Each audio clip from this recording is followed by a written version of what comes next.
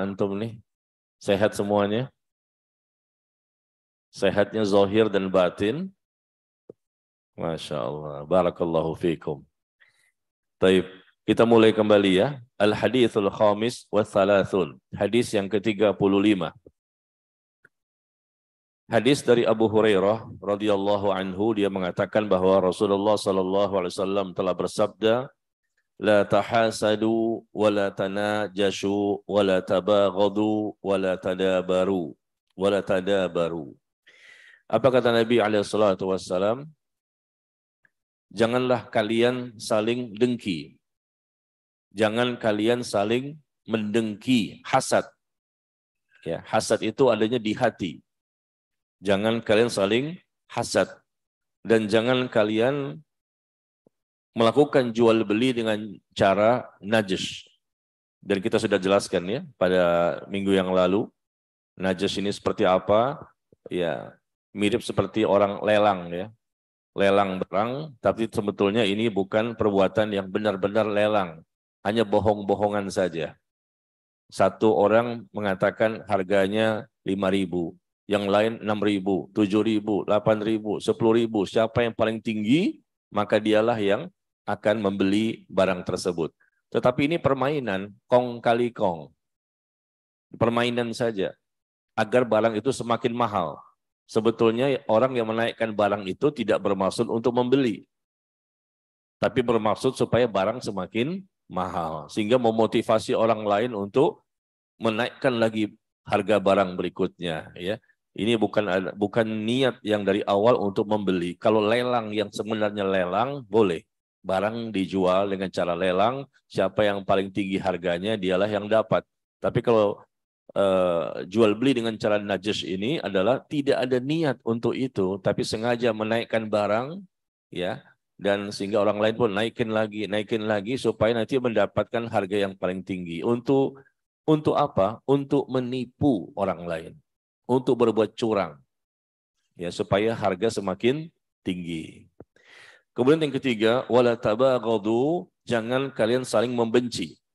Saling membenci kaum muslimin satu dengan yang lain. Ya. Yang keempat, wala tadabaru, dan jangan kalian saling membelakangi. Saling tidak tegur sapa, tidak teguran, memutuskan tali silaturahim. Ya. Dan ini tentunya hukumnya haram dan tidak boleh kita lakukan. Semua ini termasuk dosa besar, bukan dosa kecil. Hasad dosa besar. Ini maksiat hati. Jual beli dengan najis adalah dosa besar. Begitu juga saling membenci di antara kaum muslimin. Mereka saling bermusuhan. Lalu tidak teguran. Tidak mau bertemu. Tidak mau tegur sapa. Tidak mau mengucapkan assalamualaikum. Seperti peperangan yang terjadi di medan perang.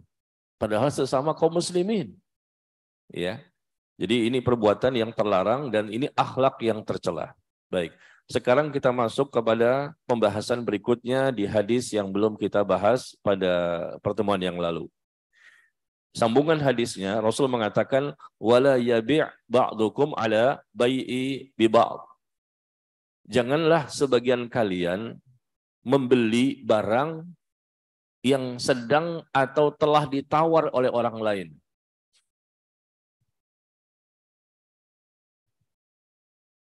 Siapa yang nangis tuh?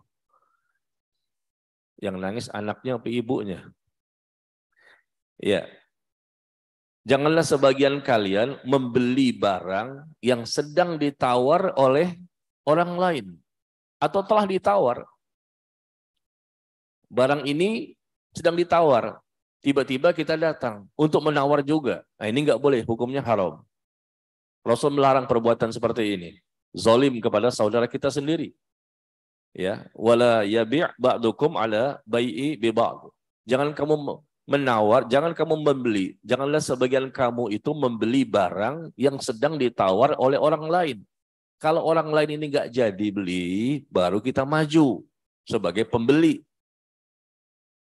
Jangan kita tahu bahwa ini sedang dibeli atau sedang ditawar menawar antara saudara kita dengan orang lain, lalu kita maju dengan memberikan penawaran yang lebih tinggi. Nah, ini nggak boleh, haram hukumnya ya. Kita zalim. Mungkin penjual ini menawarkan kepada saudara kita, misalnya contoh ya, harganya 5 juta. Suatu barang harganya 5 juta. Nah, kemudian kita datang, udah jual saja kepada saya berani 6 juta. Saudara kita ini belum selesai, penawarannya belum selesai dan dia belum mundur, masih tawar-menawar. Kita tunggu saja. Kalau memang ini tidak jadi, baru kita masuk. Tapi terkadang terjadi kan di masyarakat kan, na'udzubillah min dzalik. Saudara kita sedang menawar barang untuk dibeli, harganya misal contoh 5 juta. Lalu kita juga ingin beli barang itu. Lalu kita mengatakan kepada si penjual, udah jangan jual ke dia. Dia cuma berani 5 juta. Saya berani 5 juta setengah. 6 juta pun kalau antum jual ke ana beli. Padahal saudara kita ini belum memutuskan untuk mundur. Dia sedang tawar-menawar. Kita tunggu dulu, kalau memang nggak jadi, boleh kita maju. Tapi selama memang sedang tawar-menawar di suatu majelis, ya, maka kita tidak boleh menawar barang tersebut. Karena ini penawaran yang sedang terjadi dan belum selesai. Ada pembicaraan di antara mereka. Nah, sama juga seperti ada saudara kita yang sedang nazor, sedang melihat akhwat untuk menjadi istrinya. Dia ta'aruf, dia nazor, lalu dia ingin musyawarah dulu dengan keluarganya, cari informasi gimana akhwat itu, cocok nggak sebagai istrinya. Lalu tiba-tiba kita masuk, potong kompas. Ana juga senang nih sama akhwat ini. Ana pengen memilikinya. Nggak boleh. Hukumnya haram. Pernahkah begitu antum dulunya? Ya. Jadi bukan hanya masalah barang saja. Rasul mengajarkan masalah penawaran atau melamar. Seseorang yang melamar seorang wanita dan lamaran ini masih belum diterima, tapi mereka masih saling masih saling cari informasi lah. Yang akhwat cari informasi tentang ikhwan cari informasi tentang akhwat, dan mereka mengatakan kita cari ini dulu ya, informasi mungkin minggu depan lah atau bulan depan barangkali kita cari informasi supaya ada titik temu bahwa ini memang orang yang baik, orang yang soleh segala macam. Nah, kita tahu, kecuali kalau kita nggak tahu itu beda. Kita tahu bahwa saudara kita sedang melamar atau ta'aruf nazor, melihat akhwat untuk dijadikan istrinya, dan mereka masih belum selesai pembicaraan. Tiba-tiba kita maju. Wah, kita tunjukkan kekayaan kita. Ternyata teman kita ini cuma pakai sepeda doang, pakai motor. Antum maju pakai mobil BMW, Masya Allah. Antum maju pakai BMW, padahal mobil BMW itu mobil rental. Mobil rental. Nyewa gitu rental. Untuk bisa bawa BMW ke tempat calon mertua. Calon mertua kan melihat, wah BMW. Ikhwan kemarin motor butut. Mendingan ini, padahal sewa rental, bukan milik dia. Ya. Gitulah artinya potong kompas ya. Ini yang terlarang. Di hadis ini, hadis yang ke-35 ini, Rasul ingin menjelaskan akhlak-akhlak yang tercela. Tidak boleh dilakukan oleh seorang muslim kepada sesama muslim. Kan saudara kita. Cuma tidak ada ikatan darah saja, bukan satu darah, tapi hakikatnya saudara. Innamal mu'minuna ikhwatun. Sesungguhnya orang-orang beriman itu bersaudara. Saudara kita ini. Meskipun dia tidak tinggal dekat rumah kita. Hakikatnya seperti itu. Terikat dengan ikatan akidah. Agama yang sama, akidah yang sama, sesembahan yang sama. Ya. Jadi seperti itu secara singkat, tidak boleh sebagian kita ini membeli barang atas penawaran dari saudara kita. Ya, tunggu sampai selesai, nggak jadi, baru kita masuk. Begitu juga kita jangan melamar seorang akhwat kalau memang ada kita tahu persis bahwa saudara kita itu ada pembicaraan dengan mereka dan belum terselesaikan. Bisa dipahami ya? Ini larangan berikutnya. Kemudian wa kunu ibadallahi ikhwana, dan jadilah kalian itu hamba-hamba Allah yang bersaudara. Setelah Rasul menjelaskan beberapa larangan-larangan yang diharamkan dalam Islam yang berkaitan dengan hubungan kita dengan sesama kaum muslimin, maka Berikutnya Rasul mengatakan, hendaknya kalian jadilah hamba-hamba Allah yang bersaudara. Jangan saling gontok-gontokan, saling musuh-musuhan. Ya, jangan saling benci-membenci satu sama lain, saling hasad. Ya, saling membelakangi, nggak mau kenal, nggak mau tegur. Ini berbahaya sekali. Ini merupakan dosa besar. Maka Rasul mengatakan, jadilah kamu hamba-hamba Allah yang bersaudara. Al-Muslim akhul Muslim. Seorang Muslim itu adalah saudara bagi Muslim yang lain. Kita ini bersaudara semua. Satu akidah, satu agama, insya Allah sesembahan yang sama. Semuanya kita ini berusaha untuk beribadah. Al-Muslim akhul Muslim. Seorang Muslim itu saudara bagi Muslim yang lain. Maka jangan kita zolimi mereka. Kata Nabi, karena memang sesama Muslim itu bersaudara, la yazlimuhu wala yakhdhuluhu wala yakdzibuhu wala yahkiruhu. Karena sesama Muslim itu bersaudara, maka tidak boleh menzoliminya. Tidak boleh menzoliminya. Tidak boleh menelantarkannya. Tidak boleh mendustakannya. Dan tidak boleh menghinakannya. Ini kita nih semua ya, kaum muslimin. Sesama kita ini, ya, sesama kita tidak boleh apa? Menzolimi, tidak boleh menelantarkan, tidak boleh mendustakan, dan tidak boleh menghinakan sesama kaum muslimin. Ini akhlak. Jadi Rasul itu tidak selamanya mengajarkan akidah saja. Tapi juga Rasul mengajarkan ibadah. Dan Rasul pun mengajarkan tentang akhlak. Dalam kitab ini, hadis Arba'in, kalau kita baca, sebagian besar tentang apa? Akhlak. Riyadus Shalihin, hadis Arba'in, sebagian besar tentang apa? Akhlak. Rasul banyak mengajarkan tentang akhlak yang mulia. Seorang muslim itu akan terlihat sekali bagusnya agamanya ketika dia bisa menunjukkan akhlak yang mulia. Bahkan Rasul diutus untuk menyempurnakan akhlak. Hafal Quran 30 juz. Masya Allah. Tiap malam tahajud. Ya, baca Quran. Tiap bulan khatam. Sebulan sekali khatam Quran. Puasa sunnah, Senin Kemis, bahkan puasa Nabi Daud. Tapi ternyata hubungannya dengan sesama kaum muslimin, hablum minan nas, rusak. Suka menzolimi saudaranya sendiri. Suka membongkar aib saudaranya sendiri. Ya, suka memotong kompas tadi yang saya ceritakan, penawaran orang lain, ketika muamalah itu yang paling gampang ketahuannya. Enggak mau tegur sapa, subhanallah ya, menelantarkan saudaranya, menzolimi saudaranya, mendustakan dan menghina, dihina saudaranya itu. Ini orang yang sombong. Nabi mengajarkan kepada kita akhlak yang mulia. Tunjukkan hasil ngajimu, tunjukkan hasil kajianmu. Kita ini semua sama. Hasil pengajian ini dan pengajian-pengajian yang lain adalah kita semakin baik akhlaknya. Bukan semakin buruk. Menghina orang, menjatuhkan orang, menuduh orang tanpa bukti, membongkar aib orang, memfitnah orang, mengadu domba orang. Mengadu domba saja nggak boleh, apalagi mengadu manusia. Mengadu domba, domba diadu. Nggak boleh tuh mengadu domba, namimah. Apalagi mengadu di antara manusia satu dengan manusia yang lain. Menggibah sana, menggibah di sini. Na'udzubillah ya. Memberikan berbagai macam bentuk ya hal yang bisa membuat kemudorotan kepada saudara kita sendiri. Inilah inti dari hadis ini. Jangan sampai hablum minallah baik, hablum minan nas rusak. Dan ini bisa menjadi sebab seseorang itu mendapatkan hukuman dan balasan oleh Allah dengan siksaan nanti di alam kubur atau di siksa neraka.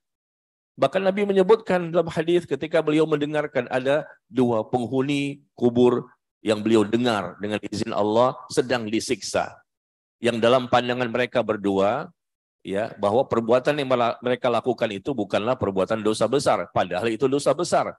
Apa yang mereka lakukan sehingga mereka sedang disiksa dan Nabi mendengarkan? Yaitu yang pertama mereka ghibah. Yang kedua namimah. Di hadis lain dikatakan menyakiti orang lain. Ghibah namimah. Ini perbuatan mungkar yang mereka lakukan kepada sesama manusia, ya.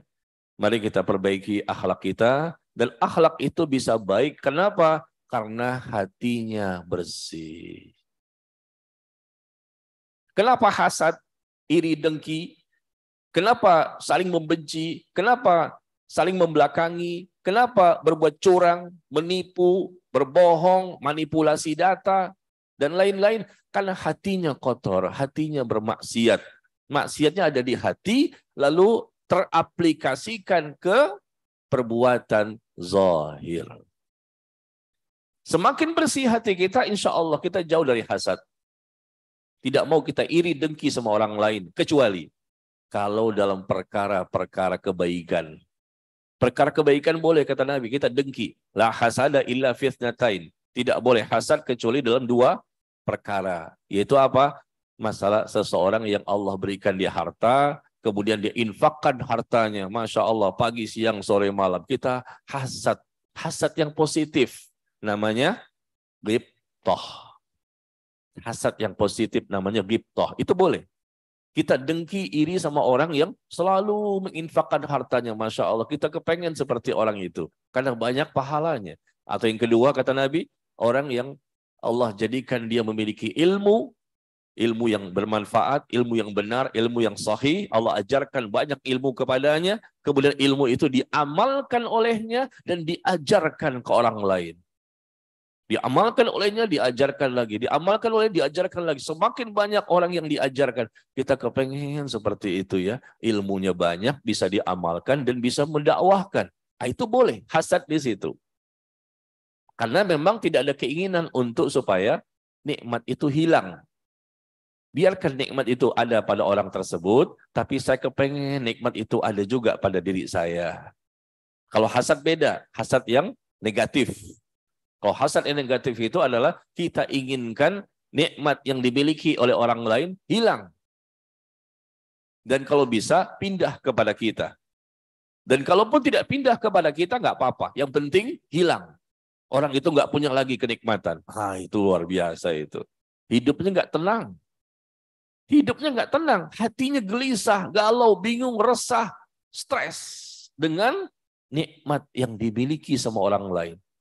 Dikit-dikit buruk sangka, dikit-dikit suuzon, dikit-dikit jangan-jangan dia, suuzon aja bawaannya. Hatinya bermasalah. Tapi kalau hati kita bersih, kita nggak mudah suuzon sama orang lain. Ya, kita nggak akan mudah berburuk sangka sama orang lain. Apalagi dia orang-orang yang bertakwa, orang-orang yang soleh dan soleha. Bukan berarti teman kita ini, saudara kita ini pasti nggak punya dosa, enggak. Kita tahu kita bukanlah steril dari dosa, dan saudara kita pun nggak ada yang steril dari dosa. Semuanya pendosa, semuanya. Tidak terkecuali. Semuanya pernah melakukan dosa. Tapi janganlah kita sok suci ya, sok alim, merasa bersih diri kita sendiri, yang lain semuanya nggak bersih. Masya Allah. Fala tuzakku anfusakum huwa a'lamu biman ittaqa. Jangan kamu merasa kamu sudah suci, sudah bersih. Kata Allah. Allah yang lebih tahu siapa di antara kalian yang bertakwa. Jangan sok suci. Semuanya salah, sayalah yang benar. Nah, itu nggak boleh, berarti hatinya berpenyakit. Kecuali kalau memang dia menyampaikan suatu hal kebenaran dalam rangka dakwah. Beda dengan orang yang hatinya berpenyakit. Ya, dan merasa bahwa semuanya tidak baik, hanya dia sendiri yang baik. Seluruh kaum muslimin nggak baik. Masya Allah ya. Baik, jadi itulah keinginan yang Rasul inginkan pada diri kita, yaitu hendaknya kita menganggap saudara kita ini semua sesama muslim ya, bersaudara, dan tidak boleh menzoliminya, tidak boleh menyakitinya, tidak boleh menggibahnya, tidak boleh untuk membongkar aibnya, ya, menuduhnya tanpa bukti dan lain-lain. Ya, dan ini memang tidak gampang ya. Kalau bangun tahajud malam gampang, puasa Nabi Daud gampang, baca Quran gampang. Tapi kalau menahan lisan dari gibah, sulit. Kepengennya ngomongin orang aja. Kepengennya ngomongin saudara kita sendiri, bahkan diomongin ustadznya. Tahu nggak Ustadz Nazmi itu? Kenapa sih? 1 poin, 2 poin, 3 poin. Ya Allah. Memang saya akui, saya banyak dosa, banyak kesalahan. Ya, tapi janganlah begitu. Kita sama-sama hamba Allah. Sama-sama kita memperbaiki diri. Kalau salah, datang bicara 6 mata. Saya sudah 4 nih. Caranya gitu. Kalau saya salah, datang nasihati. Pak Ustadz, afwan ya. Antum sepertinya keliru tadi. Masya Allah. Bagus, top. Tapi janganlah bicara di depan orang banyak. Share di grup, di mana. Langsung netizen atau citizen. Netizen atau citizen memberikan komentar-komentar miring di sosial media. Nah, ini bukan sikap orang mukmin yang baik. Cerita sama sini, hati-hati loh. Ini nggak boleh. Kalau emang salah, datangi. Kalau emang salah, WA, SMS, nasihati. Orang nggak tahu kalau sebetulnya kita sudah menasihati. Nah, itu cara yang baik. Bahkan Syekh Muhammad bin Saleh Al-Utsaimin rahimahullah, ini imam besar, ulama besar di Saudi Arabia. Beliau pun mengatakan demikian. Kalau andai kata Anda mendapati pada diri saya ada suatu kesalahan, maka datanglah kepada saya dan sampaikan dengan baik. Sampaikan dengan bahasa yang sopan. Kalau memang itu kebenaran, saya akan ikuti dan rujuk kembali. Dan saya akan tinggalkan kesalahan saya. Itu ulama. Apalagi kita yang ecek-ecek. Ya, saya akan tinggalkan kesalahan saya dan saya akan ikuti siapapun yang bisa menunjukkan kesalahan pada diri saya. Saya sangat senang orang seperti itu. Baik, kita sambung ya. Setelah Rasul mengatakan Muslim itu saudara Muslim yang lain, jangan menzoliminya, jangan menelantarkannya, jangan mendustakannya, jangan menghinanya. Rasul mengatakan at-taqwa hahuna. Takwa itu di sini. Takwa itu di sini. Wa yushiru ila sadrihi thalatha marrat. Dan Rasul menunjuk kepada dadanya 3 kali. 3 kali Rasul mengatakan, takwa itu di sini, takwa itu di sini, takwa itu di sini. Subhanallah. Memang takwa itu di hati. Bukan di casing. Wah, casingnya kayaknya Afan ya. Jenggotnya sepuser. Masya Allah, panjang banget. Sampai keberatan. Kalau jalan tuh nunduk, ini keberatan jenggotnya. Atau pakai jilbab, jilbabnya selebar pintu masjid. Masya Allah. Casingnya dahsyat, wali murid, dan wali santri. Kata Nabi, takwa itu bukan di casing. Meskipun casing kita upayakan sesuai dengan sunnah. Rasul yang mengajarkan demikian. Seperti inilah casing seorang muslim yang islami. Baik ikhwan maupun akhwat. Tapi takwa tidak ditentukan oleh casing. Tapi bukan berarti kita tinggalkan casing kita. Kalau gitu nggak usah beginilah. Ya, saya takut dipanggil orang ustadz. Nanti disuruh maju jadi imam lah. Saya kan bukan ustadz. Nggak boleh. Rasul mengatakan ini casing bagi laki-laki. Ini casing bagi wanita yang muslimah dan muslim yang saleh dan saleha. Meskipun ketakwaan itu tidak diukur identik dengan penampilan. Penampilan dengan apa tuh? Di atas roti Maryam.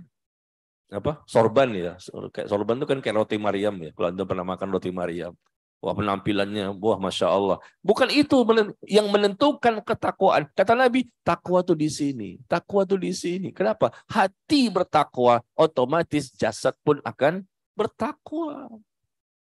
Makanya kata Nabi SAW dalam hadis yang dikeluarkan oleh Imam Muslim, Innallaha la yanzuru ila suwarikum wa amwalikum walakinallahu yanzuru ila qulubikum wa a'malikum. Perhatikan jamaah sekalian, ini hadis yang menentukan ya, Allah melihat kepada siapa.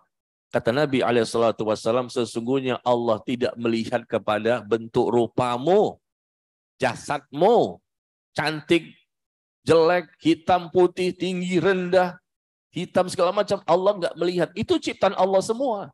Allah tidak melihat kepada rupamu, jasadmu, fisikmu, dan hartamu. Allah nggak lihat. Itu semua dari Allah. Tapi yang Allah lihat, kata Nabi, adalah hatimu dan amalmu. Itu menjadi penilaian Allah. Hatimu, walakinna Allah yanzuru ila qulubikum wa a'malikum. Tetapi Allah melihat kepada hatimu dan amalmu. Hatimu ikhlas atau tidak niatnya? Hatimu bersih atau tidak?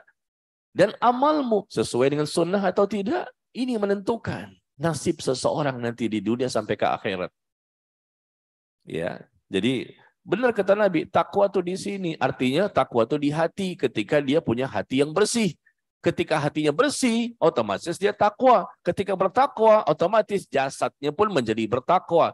Ya, matanya bertakwa, telinganya bertakwa, lisannya bertakwa, tangan kakinya semua menjadi bertakwa. Artinya apa? Dia mudah, ringan, gampang, enteng untuk melakukan ketaatan dan kebaikan. Dan dia mudah, gampang, enteng, dan mudah untuk menjauhi berbagai macam dosa dan kemaksiatan. Itu takwa. Semakin berhati-hati melangkah ketika mengarungi kehidupan di muka bumi ini. Nggak gampang dia untuk ya seradak seruduk gitu, nggak mau dia. Semuanya dengan hati-hati. Ini orang bertakwa. Sebagaimana diberikan perumpamaan oleh sahabat Ubay bin Ka'ab radhiyallahu an, at-taqwa itu adalah ketika seseorang berjalan di atas batu yang tajam. Batunya tajam, nggak mungkin kita berlari kan? Pelan-pelan, ini batu tajam banget, ini bahaya. Kalau kena kaki kan luka. Nah, seperti itulah orang bertakwa. Mereka berhati-hati dalam menghadapi kehidupan ini. Mengarungi kehidupan yang sangat singkat ini. Tidak mau dia seradak seruduk. Harus dengan ilmu. Ini benar apa tidak? Setelah oh benar, ya sudah, saya jalani. Ini benar atau tidak? Oh, ini masih syubhat. Ya udah, saya tinggalkan. Saya pengen tahu dulu, sebenarnya ini boleh apa tidak? Begitu. Cara seperti ini, ibadah ini, dalilnya ada atau enggak? Cara seperti ini, contohnya ada enggak?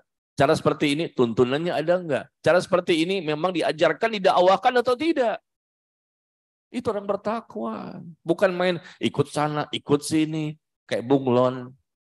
Kadang-kadang warnanya biru, kadang-kadang warnanya apa? Hijau, kadang-kadang warnanya ini. Kemana angin berhembus. Kemana-mana apa? Lagunya gimana tuh? Kesana senang, kesini senang, kemana-mana hatiku senang. Kesana senang, kesini senang, kemana-mana hatiku senang. Tergantung, ya, maju tak gentar, tergantung yang bayar. Maju tak gentar, tergantung yang bayar. Ini nggak ada pendirian. Nah, nggak boleh seperti itu. Orang bertakwa itu orang yang punya sikap yang benar, ya, hatinya kokoh dan tegar di atas kebenaran. Baik. Jadi Rasul mencontohkan seperti itu, ya. Takwa itu di hati, dan Nabi sudah bertakwa dan beliaulah orang yang paling bertakwa di muka bumi ini. Dan Nabi pun berdoa, Allahumma inni as'alukal huda wat-tuqa wal afafa wal ghina. Ya Allah, aku mohon kepadamu petunjuk, aku mohon kepadamu ketakwaan. Rasul minta kepada Allah agar diberikan ketakwaan. Nah, kita juga minta dong. Karena target kita di akhirat agar kita bisa masuk ke dalam surga. Dan target kita di dunia, apa target kita di dunia? Ingin bisa menjadi orang yang bertakwa. Ingat ikhwan dan akhwat, ini target kita, ya. Mati-matian kita, habis-habisan, capek, letih, lelah, sampai mati. Puluhan tahun, sampai mati. Apa target yang kita ingin capai? Di akhirat, pengen masuk surga. Di dunia, ingin bisa menjadi orang bertakwa. Kalau sudah bertakwa, selesai urusan.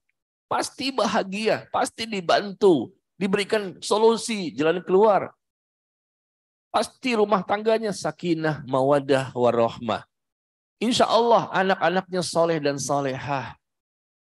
Mereka bisa beribadah kepada Allah dengan maksimal. Orang bertakwa itu orang pilihan. Tidak semua muslim bertakwa. KTP-nya sama, agamanya Islam. Tapi bertakwa? Tidak. Sedangkan yang Allah cintai, Allah rahmati, Allah berkahi, Allah ampuni, khusus orang bertakwa saja. Yang Allah terima amal ibadah dari seorang muslim, khusus orang bertakwa saja. Yang tidak bertakwa Allah tidak terima ibadahnya. Ini yang membuat kita takut. Abdullah bin Umar radhiyallahu anhuma, beliau ketika membaca surah Al-Maidah ayat ke-27. Al-Maidah ayat ke-27, beliau menangis. Itu sekelas sekaliber sahabat, ya.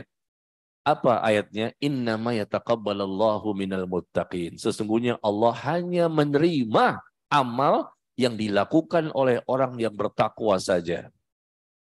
Bayangkan, Allah hanya menerima amal dari orang yang bertakwa saja. Abdullah bin Umar ketika membaca ayat ini, beliau menangis. Karena takut beliau nggak termasuk orang bertakwa. Sehingga amalnya nggak diterima oleh Allah.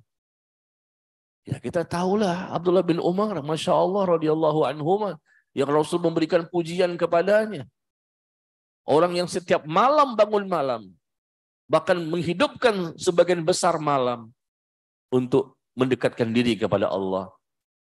Subhanallah. Tapi lihat bagaimana ketika membaca ayat ini, sesungguhnya Allah hanya menerima amal yang dilakukan oleh orang bertakwa saja. Orang tidak bertakwa nggak diterima. Kenapa? Kenapa Ustadz yang nggak bertakwa nggak diterima? Karena orang bertakwa itu benar ilmunya. Dia beragama berdasarkan ilmu. Dia berakidah berdasarkan ilmu. Dia beribadah berdasarkan ilmu.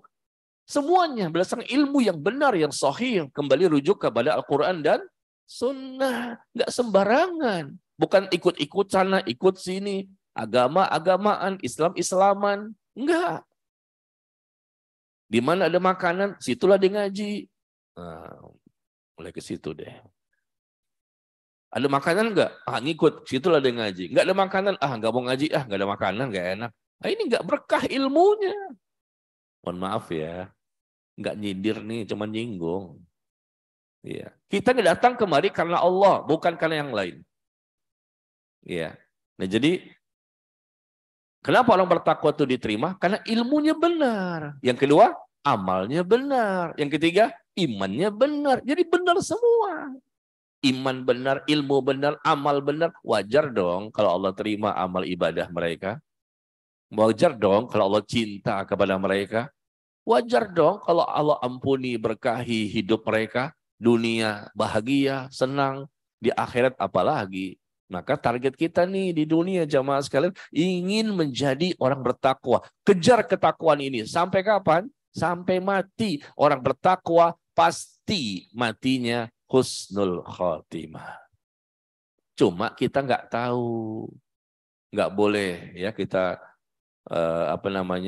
gampang untuk memberikan predikat takwa kepada seseorang. Kenapa? Karena Allah mengatakan huwa a'lamu bimanittaqa. Allah lah yang tahu siapa di antara kita ini orang yang bertakwa. Jangan kita mengatakan, ana udah bertakwa, antum kayaknya belum semua nih. Nggak boleh begitu, itu sombong banget. Orang bertakwa nggak mungkin sombong. Inna akramakum indallahi atqakum, sesungguhnya yang paling mulia di sisi Allah di antara kalian, yang paling tinggi kemuliaannya di sisi Allah, yang Allah cintai, hanyalah orang-orang yang bertakwa.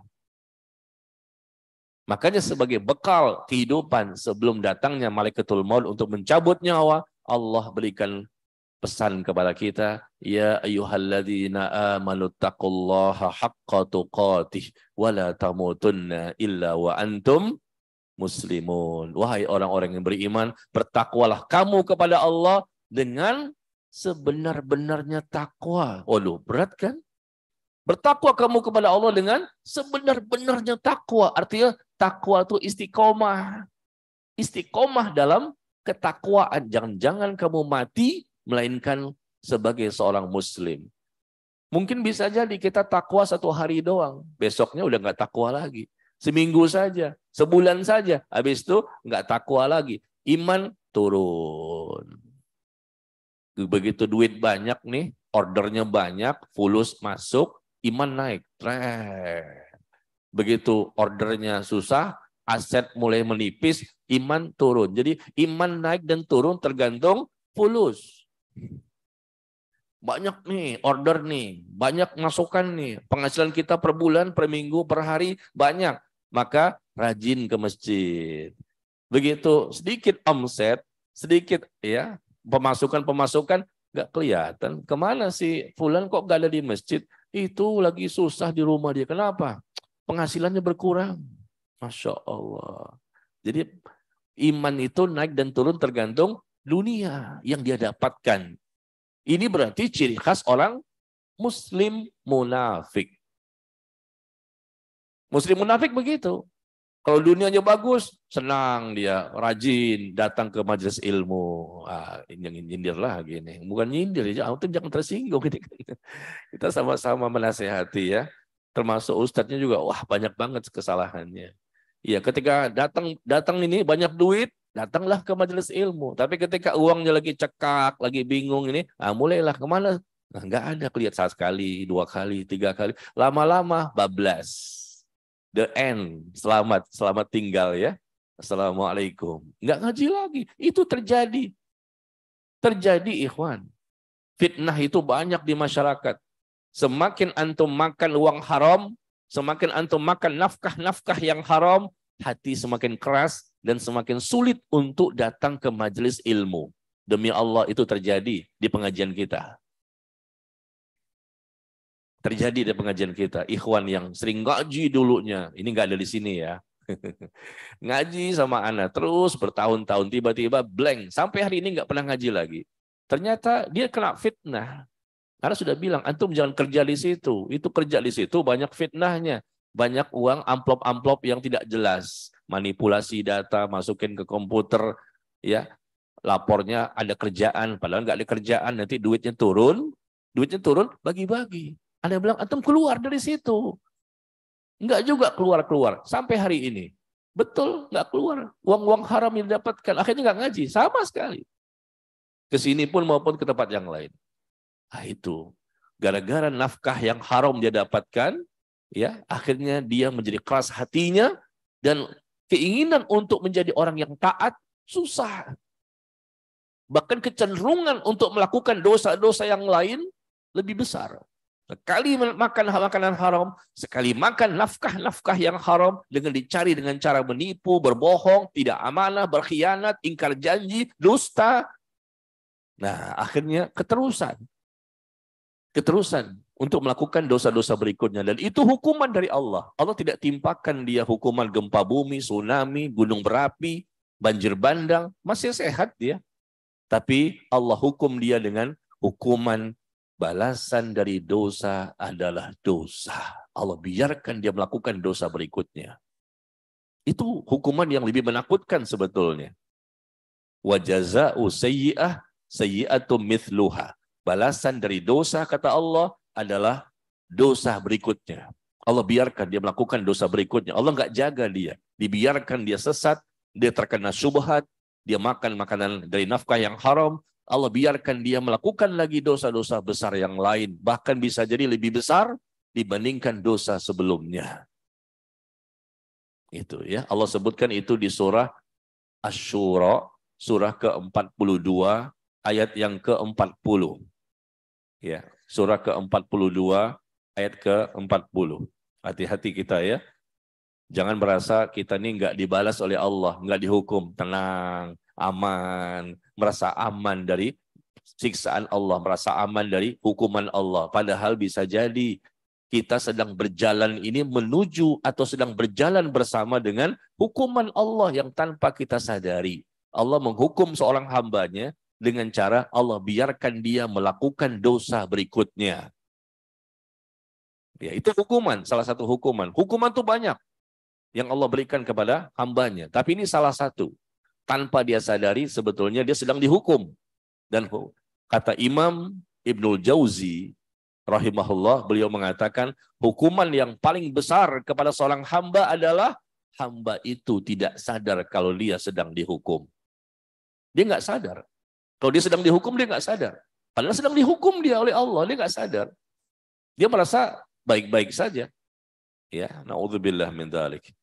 Maka bertakwalah kita kepada Allah dan istiqomahkan ketakwaan itu sampai mati, dan kita nggak bisa melakukannya tanpa bantuan dan pertolongan dari Allah. Makanya Nabi pun minta, ya Allah, aku mohon kepadamu hidayah, aku mohon kepadamu ketakwaan. Bahkan Nabi minta doa yang lain, Allahumma ati nafsi taqwaha wa zakkiha anta khairu man zakkaha anta waliyuha wa maulaha. Ya Allah, aku mohon kepadamu agar hati ini, Allahumma ati nafsi taqwaha, ya Allah berikan kepada hatiku, jiwaku ketakwaan. Bersihkan ya Allah hatiku ini. Engkaulah sebaik-baik yang membersihkannya. Engkaulah pelindungnya. Engkaulah penjaganya. Rasul minta. Kita pernah minta nggak doa itu? Searching di Google ada doanya. Di buku-buku doa juga ada. Ini doa, salah satu doa yang mesti kita baca sering-sering.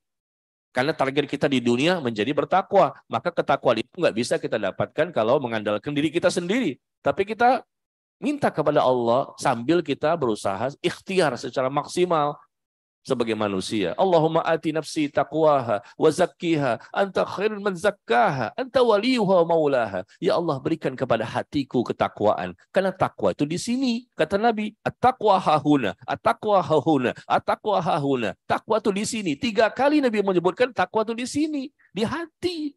Maka Nabi mengatakan, ya Allah, ati nafsi taqwaha. Ya Allah, berikan kepada hatiku ketakwaan dan bersihkan hatiku, ya Allah. Sucikan, bersihkan hatiku ini. Semakin bersih hati kita, insya Allah semakin mudah menjadi bertakwa. Engkaulah anta khair man zakkaha, engkaulah yang mampu membersihkan hati ini, engkaulah pelindungnya dan engkau penjaganya. Ya. Kemudian di ayat yang lain Allah mengatakan, ya ayyuhalladzina amanu taqullaha wal tanzur nafsum ma qaddamat lighad. Ya, wahai orang-orang yang beriman, bertakwalah kalian kepada Allah, dan hendaknya masing-masing jiwa, masing-masing manusia ini masing-masing mempersiapkan bekal untuk hari esoknya ketika mereka berada di negeri akhirat. Ya.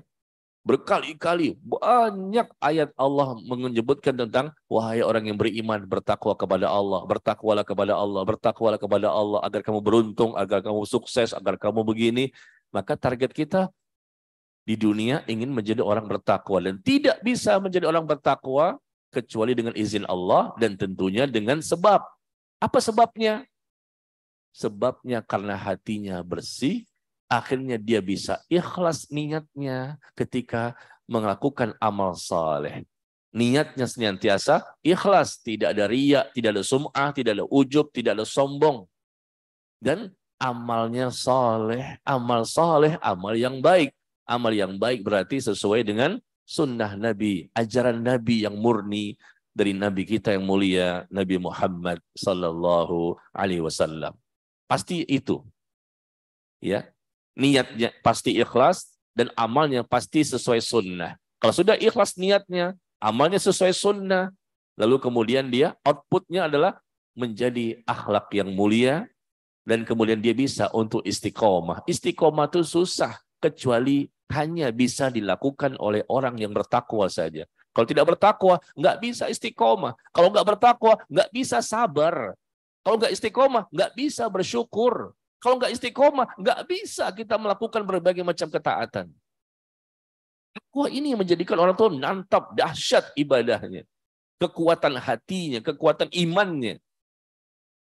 Ya, target kita menjadi orang bertakwa. Ini sedikit menjelaskan ya, karena ini hadis ini Rasul mengatakan takwa itu di sini. Maka kita pengen tahu apa sih maksudnya takwa itu di sini. Ternyata Allah itu ya tidak melihat kepada casing jasad fisik seseorang. Maka jangan sombong kita ini.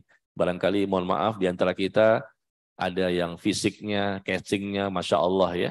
Tapi ternyata bukan itu menjadi penilaian bahwa dia pasti bertakwa termasuk saya. Tidak, casingnya mungkin ada jenggotnya. Bukan itu. Tapi kita tetap pelihara jenggot.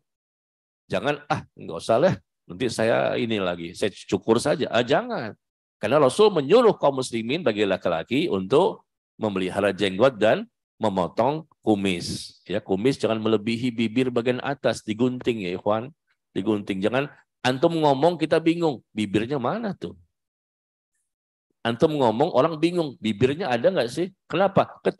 Ketiban ketutup sama kumis yang tebal seperti orang-orang Yahudi, orang-orang Majusi. Orang Yahudi mereka pelihara jenggot dan kumis, tapi beda dengan kaum muslimin. Lihat di YouTube. Bagaimana jenggot mereka dan kumis mereka. Gak kelihatan bibirnya. Kita bingung. Ini kalau makan gimana ya? Makan gimana itu? Berarti nasi-nasinya bertaburan di sana-sini ya. Karena gak rapi. Kaum muslimin disuruh berselisih dengan orang-orang kafir. Khaliful musyrikin, kata Nabi. Berbedalah kamu dengan orang-orang musyrik.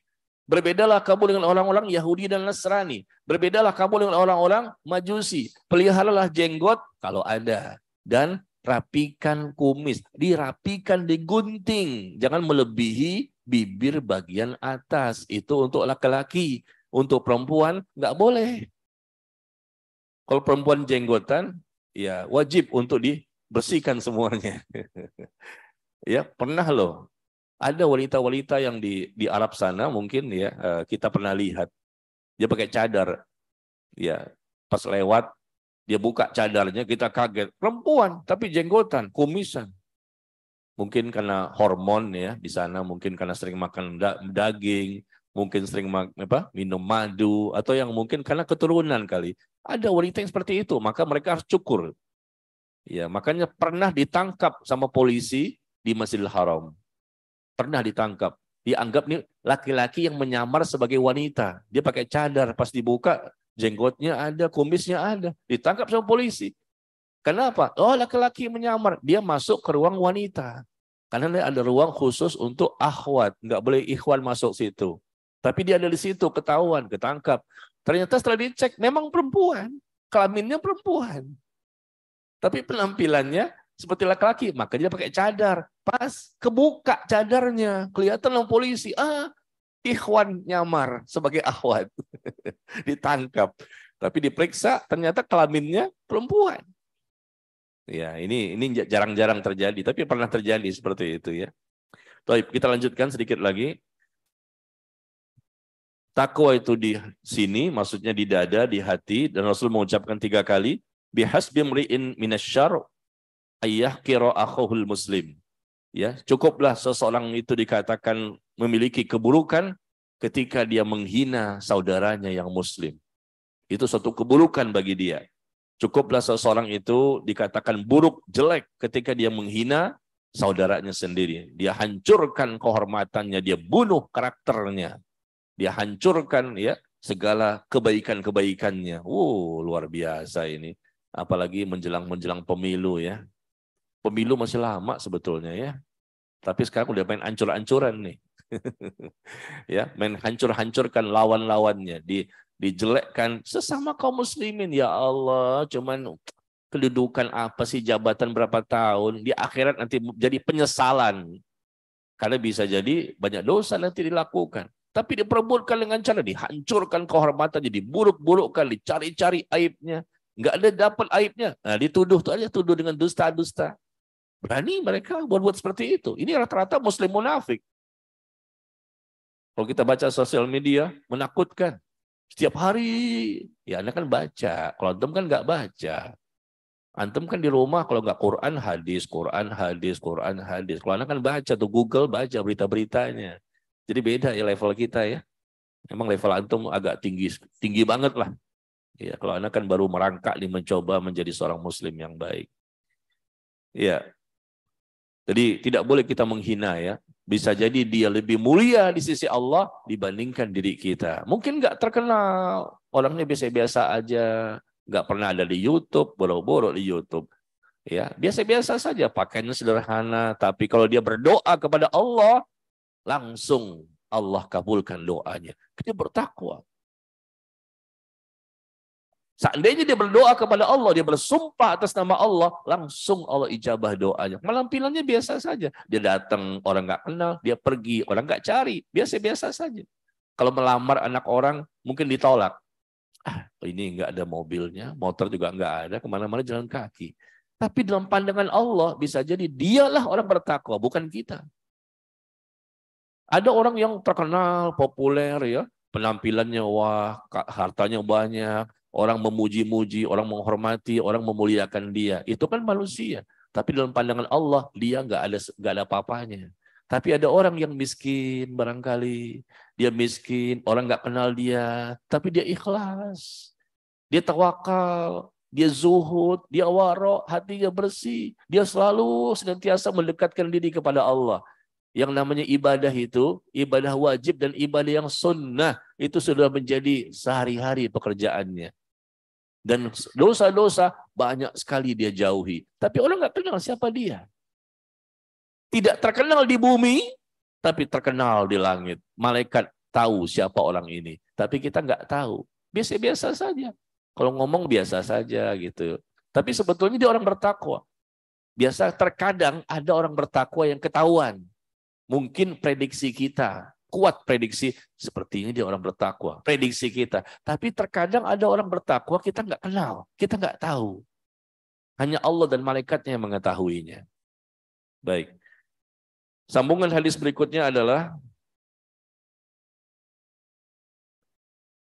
kulul muslim alal muslim haram. Ya, setiap muslim terhadap muslim yang lain diharamkan darahnya, hartanya, dan kehormatannya. Ya, seorang muslim kepada muslim yang lain nggak boleh kita menumpahkan darah sesama muslim tanpa hak. Tapi kalau ada alasan boleh kita bunuh sesama muslim. Misalnya apa? Ada alasan masalahnya. Misalnya untuk menegakkan kisos. Kalau terjadi tegaknya hukum Islam, boleh dibunuh. Bukan kita, pemerintah yang memutuskan. Ini membunuh, datanya ada, saksi ada, pengakuan, maka membunuh, hukumnya dibunuh. Nah gitu, boleh. Ya. Atau misalnya penzina, dia berzina padahal sudah punya istri, udah punya suami, masih berzina. Nah itu kalau tegak hukum Islam, maka dihukum rajam, dilempari batu sampai mati. Atau orang itu murtad, pindah dari Islam menjadi kafir. Kata Nabi, "Man baddala dinahu faqtuluhu." Barang siapa dia mengubah agamanya dari Islam menjadi kafir, maka bunuhlah dia. Tapi yang mengeksekusi bukan kita, pemerintah. Ya, ini yang dibolehkan. Jadi nggak boleh kita main bunuh aja seperti pembegal-pembegal itu. Main bunuh sana, bunuh sini, ngambil motor orang, dibegal, dibunuh. Wah, itu dosa besar itu, naudzubillah. Dan haram juga untuk mengambil hartanya. Sesama muslim nggak boleh saling menzolimi dalam masalah harta. Ya, sikut sana, sikut sini, ngancurin harga, ya, diskon besar-besaran. Banyak orang yang mengalami kerugian. Dan seorang muslim tidak boleh merusak kehormatan saudaranya. Ya, baik.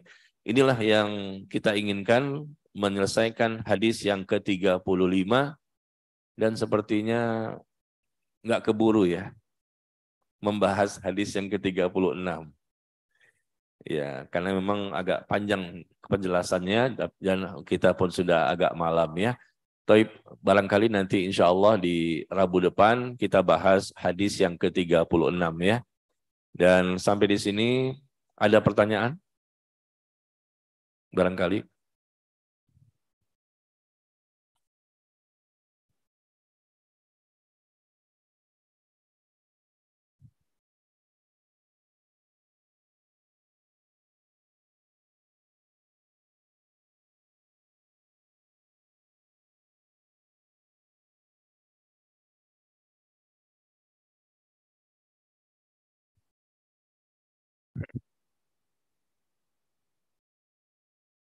Ya, kita baca pertanyaan yang pertama.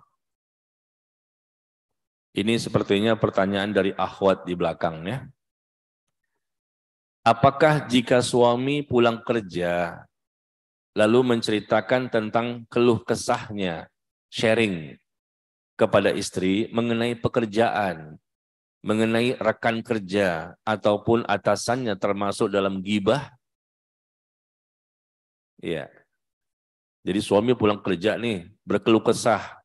Ya, maksudnya sih sharing sama istrinya tentang pekerjaannya, rekan kerjanya atau atasannya. Ya, apakah ini termasuk ghibah? Ghibah itu ada yang haram, ada ghibah yang tidak haram. Kata Imam An-Nawawi rahimahullah dalam kitab Syarah Sahih Muslim, beliau menjelaskan ada 6 kriteria ghibah yang tidak haram. Ya. Hukum asalnya ghibah itu haram. Kita menjelek-jelekkan orang, membongkar kelemahannya, kekurangannya, aibnya, ya, dan orang itu nggak ada di hadapan kita. Ya, oh ini kan orang itu kan begini. Orang itu nggak ada di hadapan kita, dia nggak dengar. Kita menceritakan keburukan-keburukannya. Nah, itu namanya ghibah. Dan kalau andai kata kita menggibahi orang lain, ada kemaslahatan, itu boleh. Untuk kemaslahatan. Ya, misalnya ada orang itu ternyata membuat keributan di komplek perumahan kita. Dia ada narkoba, dia minum minuman keras. Nah, ini kan dosa, aib. Lalu kita lapor ke RT, Pak RT, samping rumah saya ada judi online atau judi offline. Di samping rumah saya ada perzinahan. Ini kan menggibahi kan? Karena orang itu tidak mau berubah. Ini tanggung jawab kita, dekat rumah kita lagi. Kita lapor RT, kita lapor RW, lapor polisi. Itu gibah, tapi gibah yang boleh. Untuk kemaslahatan supaya mereka berhenti dan tidak merusak lingkungan masyarakat kita. Nah, jadi menceritakan kesalahan orang itu tidak selamanya tidak boleh, tergantung situasi dan kondisi. Ya, kalau ada kemaslahatan diperbolehkan. Contohnya seperti misalnya seseorang datang ke polisi untuk menceritakan tentang seseorang yang melakukan dosa, kesalahan, dan perkara pelanggaran-pelanggaran. Karena orang itu diluruskan nggak mau, dan nanti dampaknya berbahaya untuk dirinya dan orang lain. Kita lapor ke polisi, Pak Polisi, saya punya teman dan dia ini bisa merusak banyak orang. Masalahnya apa, Dek? Masalahnya ini gibah nih, Pak. Iya, masalahnya apa? Saya nggak takut ini gibah nih. Kata polisi, kamu pulang aja kalau begitu, nggak mau cerita. Ya, kalau emang nih masalahnya penting dan untuk kemaslahatan banyak orang, ceritain. Ya, misalnya ada orang nih, pinjam duit lagi, nggak kembali-kembali. Udah 10 korbannya. Kita boleh ngasih tahu orang lain, ini gibah ini, tapi gibah yang boleh. Karena untuk kemaslahatan, jangan sampai datang korban yang ke-11. Pinjam nggak kembali. Sengaja memang pinjam terus untuk menzolimi orang lain. Nah, seperti ini gibah, kita ceritakan ke orang lain, boleh, karena memang untuk kemaslahatan. Ya. Maka di sini pertanyaannya, si suami ini pulang berkeluh kesah, sharing kepada istri mengenai pekerjaan, ya rekan kerja, ataupun atasannya. Ya. Ini namanya ingin mencari solusi. Ada nggak kemaslahatan di sini? Ada nggak kemaslahatan? Kalau ada kemaslahatan diperbolehkan. Bukan tujuannya ingin menjatuhkan, menjelekkan orang lain, tapi mencari solusi untuk bisa adanya jalan keluar yang lebih baik. Ya, itu bisa dibenarkan. Dan ketika menceritakan rekan kerja, jangan disebutkan namanya. Ketika sharing sama istri di rumah, ada rekan kerja namanya Fulan. Bilang aja Fulan. Jangan sebutin, itu teman tuh namanya Joko. Nah, Joko ketahuan dong. Bilang aja rekan kerja namanya si Fulan dan dia ada masalah dengan saya. Gimana sih? Kamu punya solusi nggak? Nah, boleh seperti itu, nggak masalah. Nggak usah disebutkan jelas-jelas siapa namanya gitu ya. Ya, ini sebaiknya disembunyikan saja. Ataupun mungkin masalah dia dengan atasannya. Boleh nggak diceritakan? Boleh. Jika memang ada kemaslahatan. Tapi kalau semata-mata ingin menjelek-jelekkan saja, nah itu gibah yang terlarang. Itu haram. Tapi kalau memang ada kemaslahatan untuk mencari solusi supaya dirinya dan atasan itu bisa menjadi lebih baik, ya terjadilah hubungan yang lebih harmonis dan lain-lain, maka diperbolehkan. Jadi semuanya kembali kepada niat. Innamal a'malu binniyat. Apakah memang tujuannya sengaja untuk menjatuhkan kehormatan, menjelek-jelekkan, atau memang niatnya untuk mencapai kemaslahatan atau kebaikan supaya menjadi lebih baik. Baik, berikutnya adalah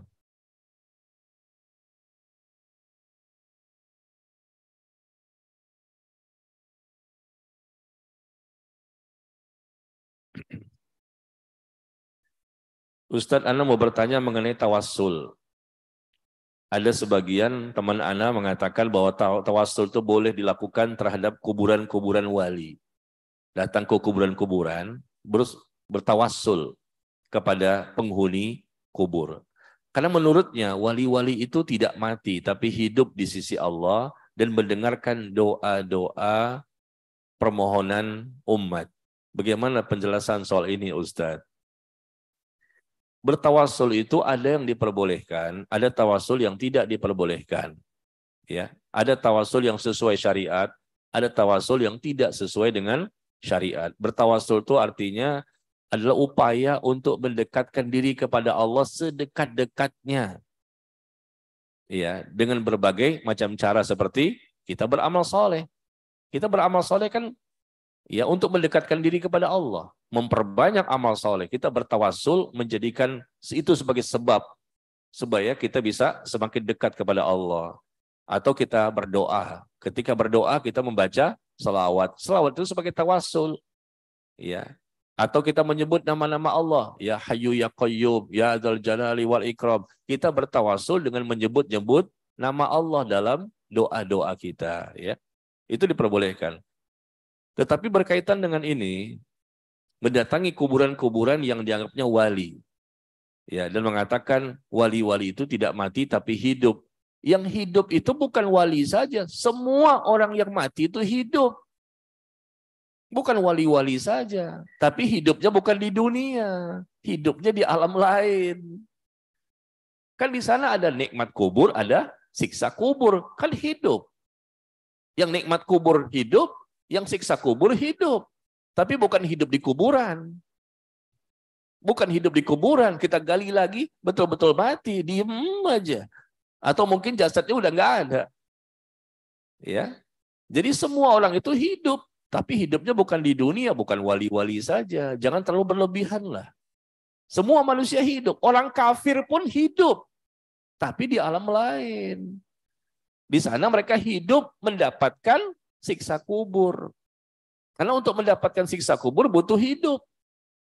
Ya, ada kehidupan di sana. Ya. Semuanya. Yang muslim hidup, yang kafir pun hidup. Karena jadi di sini sebutkan, menurutnya wali-wali itu tidak mati, tapi hidup di sisi Allah. Ya mereka semua hidup. Mereka berada di alam lain, berpindah. Jasadnya di kuburan, lama-lama habis, tapi rohnya berpindah ke alam barzah, alam kubur, dan di sana mereka hidup sampai kapan? Sampai datangnya hari kiamat di alam yang lain. Ada yang hidupnya bahagia karena mendapatkan nikmat kubur. Ada yang hidupnya sengsara, hidup, tapi hidupnya sengsara karena mendapatkan siksa kubur. Ya. Dan di sini juga dikatakan, dan mereka pun mendengarkan doa-doa permohonan umat. Nah ini jadi masalah. Mereka hidup di alam lain. Jasadnya habis, mereka hidup di alam lain. Dikatakan mereka bisa mendengar. Mendengar permohonan dari umatnya. Mana buktinya? Apakah antum pernah dapat berita dari mereka? Ana dengar nih. Apakah mereka bisa mendengar?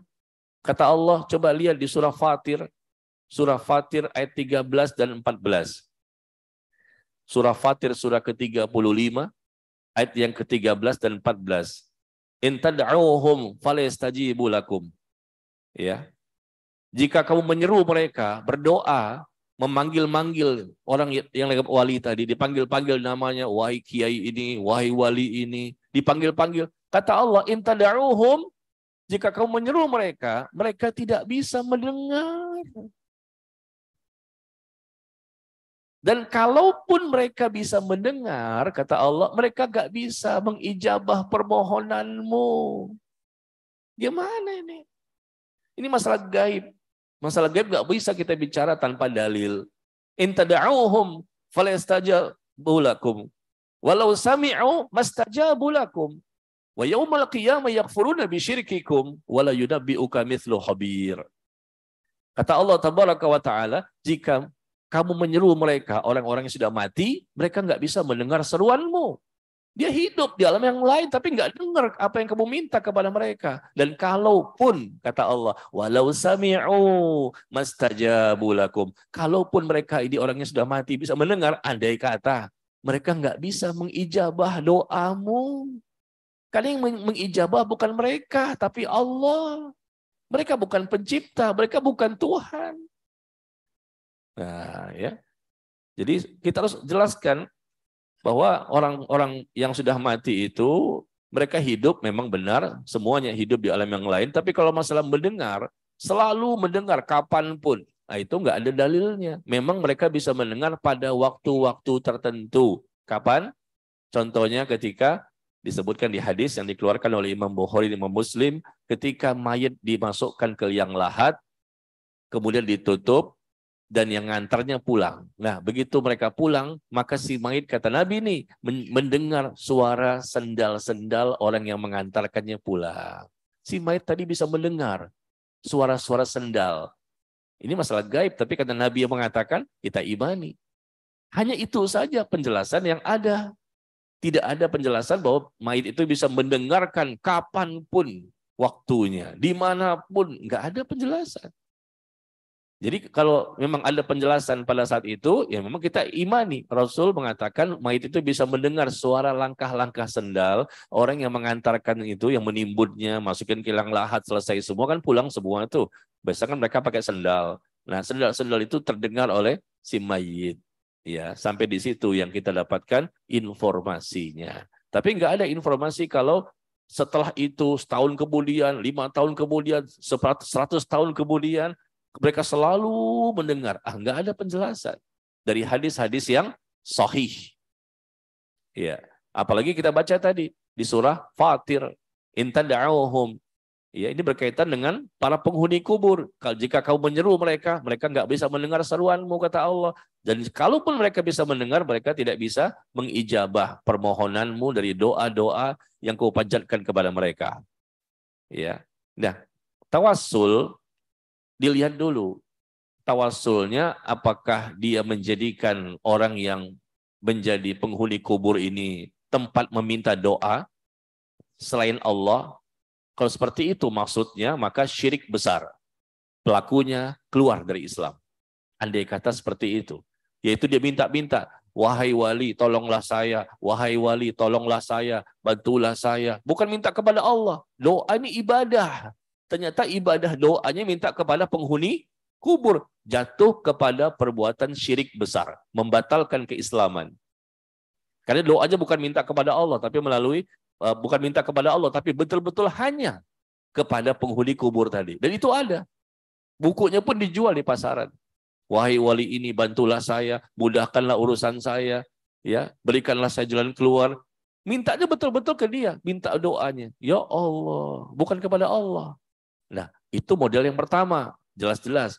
Kalau yang kedua, bentuk tawassul yang kedua, mereka minta kepada Allah cuma melalui perantara orang yang sudah mati. Ya, mereka minta kepada penghuni kubur ini, ya, dan untuk menyampaikan hajat-hajat mereka kepada Allah. Kalau pertama kan beda. Betul-betul mintanya sama penghuni kubur, bukan minta sama Allah. Lafaz kalimat doanya memang betul-betul, ya Syekh Abdul Qadir Jailani, wahai Syekh Baidawi, wahai ini dipanggil. Enggak ada, Allah enggak disebut-sebut. Mintanya betul-betul ke mereka. Itu terjadi. Di YouTube banyak tuh. Di YouTube banyak. Ya, bahkan mereka sujud di situ, sholat di situ, menyembah di situ, kuburan-kuburan yang dianggap wali. Itu ada di YouTube banyak. Ya.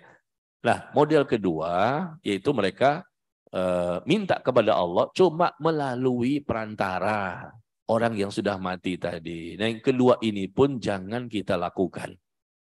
Ya, menjadikan perantara-perantara dari orang-orang yang sudah meninggal dunia. Kenapa? Karena Rasul mengatakan idza matal insan in qata'a anhu amaluhu illa min thalath. Apabila manusia itu mati, maka terputus, enggak bisa lagi beramal. Jangankan untuk orang lain, untuk dirinya sendiri pun nggak bisa lagi beramal. Beramal itu di dunia. Dia sudah berada di alam yang lain. Kata Nabi loh, bukan kata saya. Idza matal insan, apabila manusia itu mati, maka terputus. Nggak bisa lagi beramal, kecuali apa yang masih bermanfaat untuk dirinya, yaitu ilmu yang bermanfaat yang dulu waktu masih hidup dia pernah mengajarkan kepada manusia, dan ilmu itu masih diamalkan oleh manusia. Yang kedua, sedekah jariah. Dia pernah bersedekah dulu waktu masih hidup di dunia, dan sedekah itu masih terus termanfaatkan oleh manusia. Yang ketiga, doa dari anak yang soleh. Jadi bagaimana kita minta bantuan kepada mereka? Loh, mereka saja nggak bisa lagi beramal. Dan kalaupun berdoa, doa mereka pun, ya, kalau mereka seandainya mereka bisa mendengar permintaan orang yang masih hidup, itu pun mereka nggak bisa mengijabah, terputus kata Nabi, bukan kita. In qata'a anhu amaluhu illa min thalath. Terputus amalnya terputus, orang yang sudah mati nggak bisa lagi. Ya. Nah, seperti itu. Jadi, jangan jadikan mereka tawasul, perantara. Kalau kita pengen dapat manfaat, minta sama orang yang masih hidup. Nih, masih hidup nih. Siapa? Fulan, fulan, fulan. Doakan ana ya, supaya ana nih bisa menjadi orang yang saleh. Ah, itu boleh. Datangi orang-orang yang memang dekat kepada Allah. Doakan saya ya. Boleh. Tapi kalau orangnya sudah mati, dia aja nggak bisa berbuat untuk dirinya sendiri. Kata Nabi sudah terputus. Lalu kita minta dia menyampaikan hajat-hajat kita kepada Allah. Dia saja tidak mendengar. Kalaupun bisa mendengar, kata Allah, nggak bisa juga mengijabah doa kita. Bagaimana ini kaum muslimin? Kenapa menjadikan mereka sebagai perantara? Apakah Rasul pernah melakukan demikian? Nggak ada. Apakah para sahabat Rasul pernah mendatangi kuburan-kuburan dan minta-minta kepada penghuni kubur agar menyampaikan hajat-hajat mereka kepada Allah dalam hadis-hadis yang sahih? Tidak ada juga. Ya. Jadi tawasul itu boleh tapi yang sesuai syariat. Jadi bukan tawasul yang seperti ini. Kalau betul-betul minta kepada mereka penghuni kubur, bukan minta kepada Allah, sujud di situ, doa sama mereka, itu syirik besar. Ya, tapi kalau menjadikan mereka sebagai perantara, ya sebetulnya minta kepada Allah. Nah, ini perbuatan juga ya tidak sesuai syariat. Ya, demikian. Wallahu a'lam bishawab. Bagi yang mengatakan itu boleh, datangkan dalilnya. Datangkan hujahnya. Kita akan rujuk, kita akan ikuti perbuatan mereka. Selama mereka memang memiliki dalil. Karena agama Islam, agama dalil. Nggak boleh kita sembarangan. Semuanya apa yang kita lakukan berdasarkan keterangan, hujah, argumen, ya, bukti yang berasal dari Allah dan Nabi Sallallahu Alaihi Wasallam.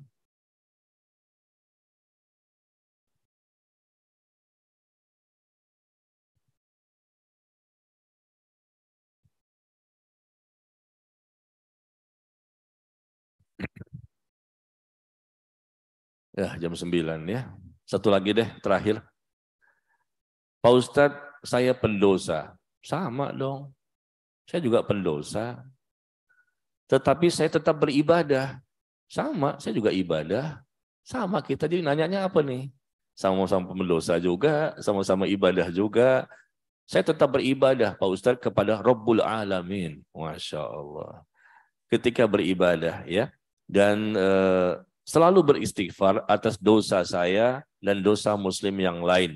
Sesuai petunjuk Allah dan Rasulnya yang dipahami para sahabat. Apakah saya termasuk orang munafik?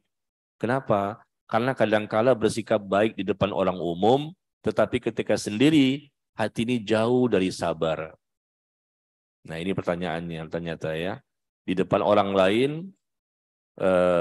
terkadang bersikap baik, tapi ketika sendirian, hati ini jauh dari sabar. Sabar dalam rangka apa? Sabar terbagi 3. Sabar dalam taat kepada Allah dan Rasul. Yang kedua, sabar dalam menjauhi perkara-perkara yang diharamkan oleh Allah dan Rasul. Yang ketiga, sabar dalam menghadapi ujian dan cobaan. Ya. Nah, ini memang sabar tuh sulit ya. Kadang-kadang kita tergelincir, ya namanya manusia. Tapi kita jangan sampai bermuka dua. Tahu bermuka dua? Bermuka dua itu sifat orang munafik. Di depan lain, di belakang lain. Itu bermuka dua. Seperti ini diceritakan bahwa di depan orang, wah sikapnya baik. Kelihatannya orang yang baik. Tapi ketika Anda sendirian, ternyata Anda nggak sabar. Nggak sabar untuk menolak dosa. Nggak sabar untuk taat kepada Allah. Dan tidak sabar untuk menghadapi ujian. Nah, seperti ini bermuka dua. Ini sifat orang munafik.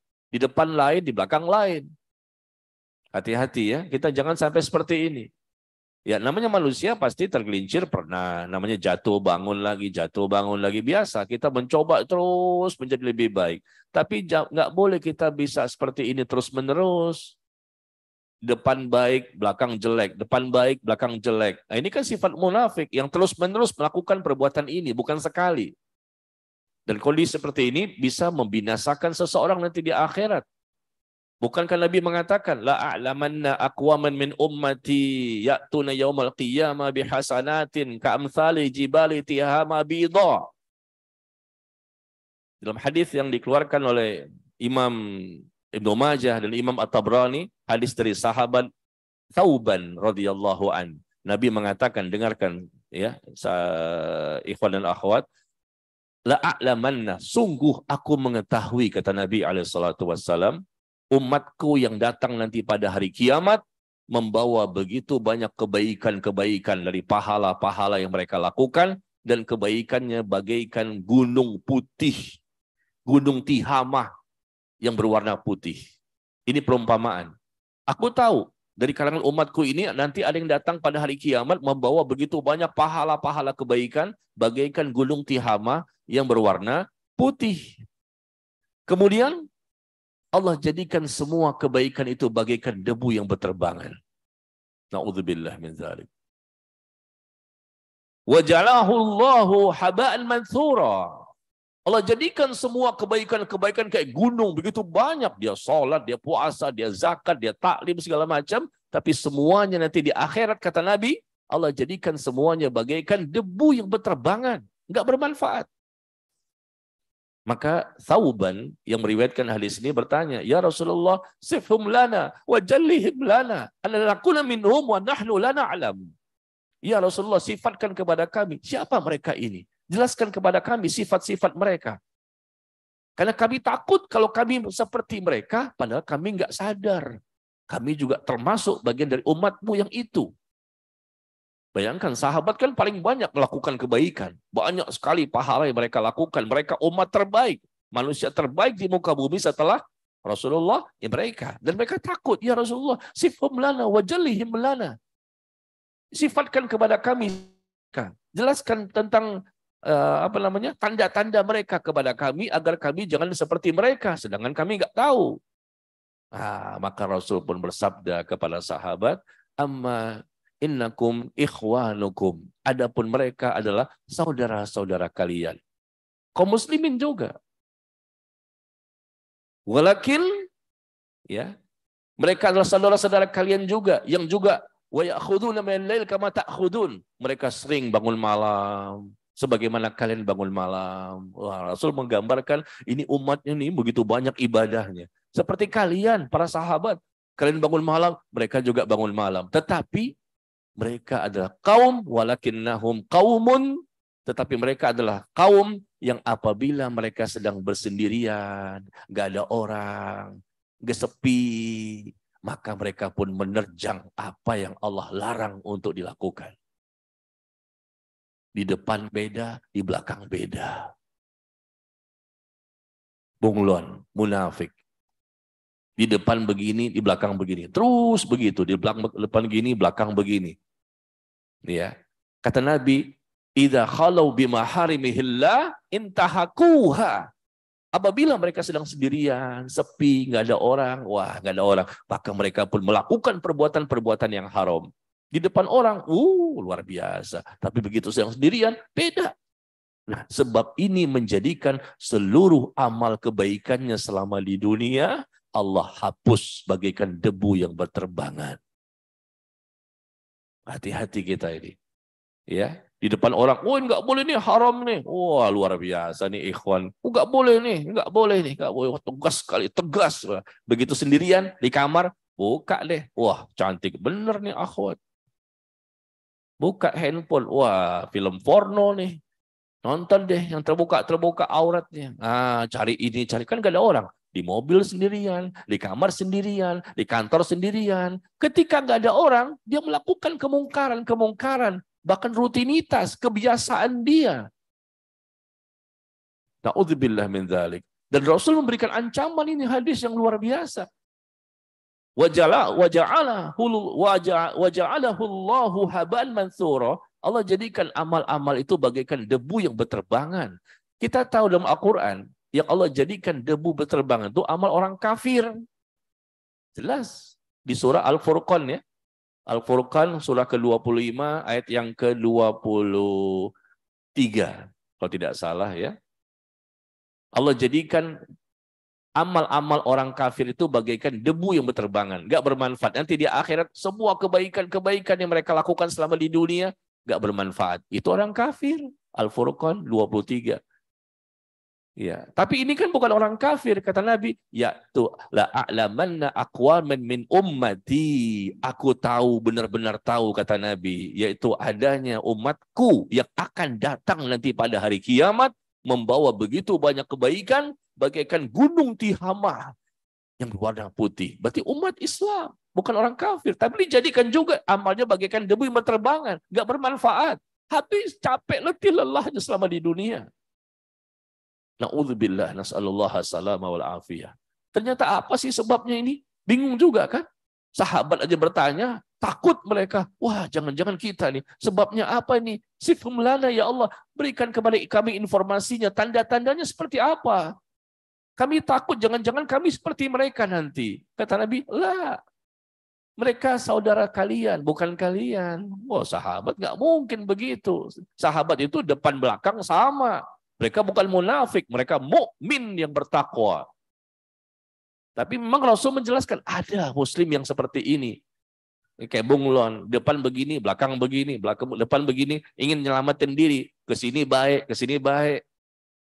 Ya, kemana-mana senang. Yang penting orang senang sama dia. Ke sana senang, ke sini senang, kemana-mana hatiku senang. Nah, kayak gitu tuh lagu Pramuka kan. Nyelamatin diri, pokoknya orang senang. Cari ridho manusia. Di sini disukai orang, di sini sukai orang. Tapi Allah tidak menyukainya. Pengen cari ridho manusia, bukan cari ridho Allah. Nah, ini berbahaya, ya. Maka kita tidak boleh seperti ini. Kalau memang salah, salah. Buat apa cari ridho manusia kalau kita mendapatkan murka Allah?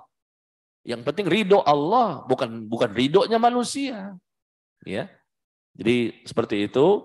Hati-hati, ternyata dijadikan debu yang berterbangan tadi, semua amal kebaikan gara-gara apa? Walakinnahum aqwamun idza khalau bimaharimillah intahakuha, yaitu ketika mereka sendirian, sepi, nggak ada orang, nggak ada yang ngelihat, nggak ada yang tahu, maka mereka melakukan perbuatan-perbuatan mungkar, perbuatan dosa, perbuatan haram di depan-depan orang. Oh, hebat nih, ke masjid subuh sampai isya ngaji, masya Allah, banyak catatannya, bukunya pun banyak, plastikan, masya Allah, bukunya masih plastikan, judulnya hafal semua, judul bukunya, isinya belum dibaca. Masya Allah, banyaklah orang memuji dia, casingnya casing kayak wali murid. Ya, tapi ternyata ketika sendirian beda. Berarti hasil ngajinya, ya kita jawab sendiri ya. Hasil ngaji kita selama ini, kalau ngaji. Ada juga orang nggak ngaji. Barangkali kalau orang nggak ngaji kita katakan, ya wajar lah dia nggak ngaji, dia nggak taklim. Bagaimana jadi orang yang bisa depan dan belakang sama. Tapi ternyata ada orang yang taklim loh. Ngajinya rajin, baca bukunya banyak segala macam, tapi ternyata di depan berbeda, belakang berbeda. Orang nggak tahu, dia menipu banyak orang. Orang nggak sadar kalau dia itu penipu, dia tipu orang lain. Orang lain menganggap, wah dia orang baik, tapi ternyata dia penjahat ulung, dia penipu. Allah tahu. Itulah kata Allah orang munafik. Innal munafiqina yukhadi'una Allah wa huwa khadi'uhum wa idza qamu ila sholati qamu kusala yura'una an-nas wa la yadhkuruna Allah illa qalila. Allah sebutkan di surah An-Nisa ayat 142. Sesungguhnya orang-orang munafik itu kata Allah ingin menipu Allah. Allah saja pengen ditipu, apalagi manusia. Manusia nggak tahu siapa dia. Di depan orang, hebat. Di masjid, hebat. Di belakang, dilakukan berbagai macam pelanggaran. Orang nggak tahu aja siapa dia. Ternyata orang munafik ini bukan saja di depan belakang, di belakang beda, di belakang, di muka beda, di hadapan manusia. Bahkan Allah pun hendak ditipu. An-Nisa 142. Sesungguhnya orang-orang munafik itu hendak menipu Allah. Kata Allah. Nggak mungkin. Allah tahu semua perbuatan mereka. Allah mengetahui zahir batin mereka. Luar dalam mereka semua Allah tahu. Tapi itulah kebodohan. Bengal. Bodoh. Dungu. Orang munafik itu. Allah tahu tapi kok mau ditipu. Bagaimana bisa menipu Allah? Apa sih yang mereka lakukan? Kata Allah. Wa idza qamu ila sholati qamu kusala. Apabila mereka sholat. Diajak untuk sholat. Males-malesan. Dan kalaupun mereka sholat. Ria, ya. Nah, ini salah satu sikap orang-orang munafik. Ada 50 50 tanda-tanda orang munafik. Ya, yang sering kita dengar barangkali 3, 4, dan 5 ya. Banyak sekali. Nah, ini salah satunya. Bunglon ya, bermuka dua. Di depan beda, di belakang beda. Maka ya naudzubillah, marilah kita sama-sama ya berusaha menjadi orang mukmin, bukan munafik. Karena muslim terbagi dua. Ada muslim yang mukmin, ada muslim yang munafik. Yang selamat di akhirat muslim yang mukmin, bukan munafik. Karena muslim yang munafik disebutkan di hadis, mereka mendapatkan siksa kubur, dan disebutkan juga dalam Al-Quran dan hadis, mereka mendapatkan siksa neraka. Ya. Mudah-mudahan kita di depan dan di belakang sama, ya, tidak berbeda. Demikian. Wallahu a'lam bis-shawab. Nas'alullah as-salamah wal afiyah. Wassallallahu ala nabiyina Muhammad walhamdulillahi rabbil alamin. Subhanakallahumma wa bihamdika asyhadu an la ilaha illa anta astaghfiruka wa atubu ilaik. Assalamualaikum warahmatullahi wabarakatuh.